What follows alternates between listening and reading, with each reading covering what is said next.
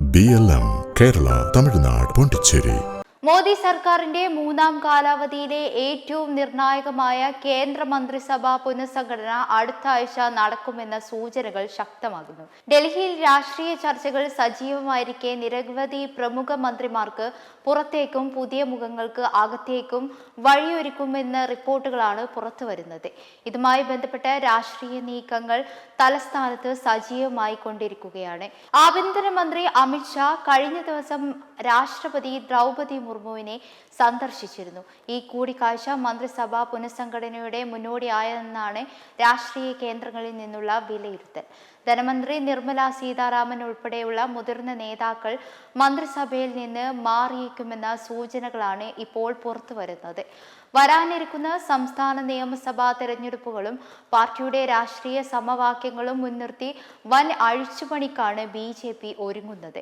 ഭരണരംഗത്തും സാമ്പത്തിക മേഖലയിലും വലിയ മാറ്റങ്ങൾ ലക്ഷ്യമിട്ടുകൊണ്ടുള്ള നീക്കങ്ങളാണ് അണിയറയിൽ നടക്കുന്നത്. പ്രധാനമന്ത്രിയുടെ പ്രിൻസിപ്പൽ സെക്രട്ടറിയും മുൻ RBI ഗവർണറുമായ ശക്തികാന്ത ദാസിനെ മന്ത്രിസഭയിൽ ഉൾപ്പെടുത്താൻ ആലോചനയുള്ളതായാണ് റിപ്പോർട്ട്. സാമ്പത്തിക വിദഗ്ധനായ ശക്തികാന്ത ദാസിനെ നിർണായകമായ വകുപ്പ് നൽകുമെന്നാണ് വിവരം. കൂടാതെ നിലവിലെ പ്രമുഖ മന്ത്രിമാരായ ധർമ്മേന്ദ്ര പ്രധാൻ, ഹർദീപ് സിംഗ് പുരി എന്നിവർക്ക് മന്ത്രിസ്ഥാനം നഷ്ടമായേക്കുമെന്നും അഭ്യൂഹങ്ങൾ ശക്തമാണ്.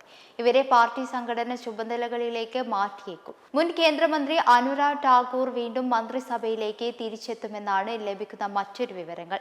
സജീവമായ പാർട്ടി പ്രവർത്തനവും യുവ നേതൃത്വം എന്ന നിലയിലുള്ള പ്രതിച്ഛായയുമാണ് അനുരാഗ് ഠാക്കൂറിന് അനുകൂലമാകുന്നത്.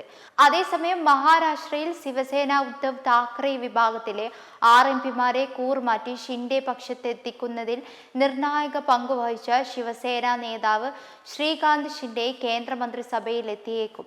ആം ആദ്മി പാർട്ടി വിട്ട് BJP പാളയത്തിലെത്തിയ പ്രമുഖ നേതാക്കളായ രാഘവ് ചദ്ദ, അശോക് മിത്തൽ എന്നിവരെയും മന്ത്രിസഭയിലേക്ക് പരിഗണിക്കുന്നതായിരിക്കും.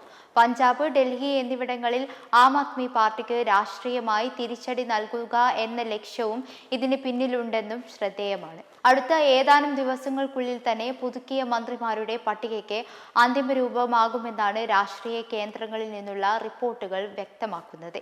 ഇതിനായുള്ള പ്രവർത്തനങ്ങൾ എല്ലാം വളരെ വേഗത്തിലാണ് നടന്നുകൊണ്ടിരിക്കുന്നത്. വരാനിരിക്കുന്ന സംസ്ഥാന തിരഞ്ഞെടുപ്പുകളും കേന്ദ്ര സർക്കാരിന്റെ ഭരണനയങ്ങളും മുന്നിൽ കണ്ട് BJP നടത്തുന്ന ഈ അഴിച്ചുപണി ദേശീയ രാഷ്ട്രീയത്തിൽ വലിയ ചർച്ചകൾക്ക് വഴിവെക്കുന്നുണ്ട്. BLM കേരള തമിഴ്നാട് പോണ്ടിച്ചേരി.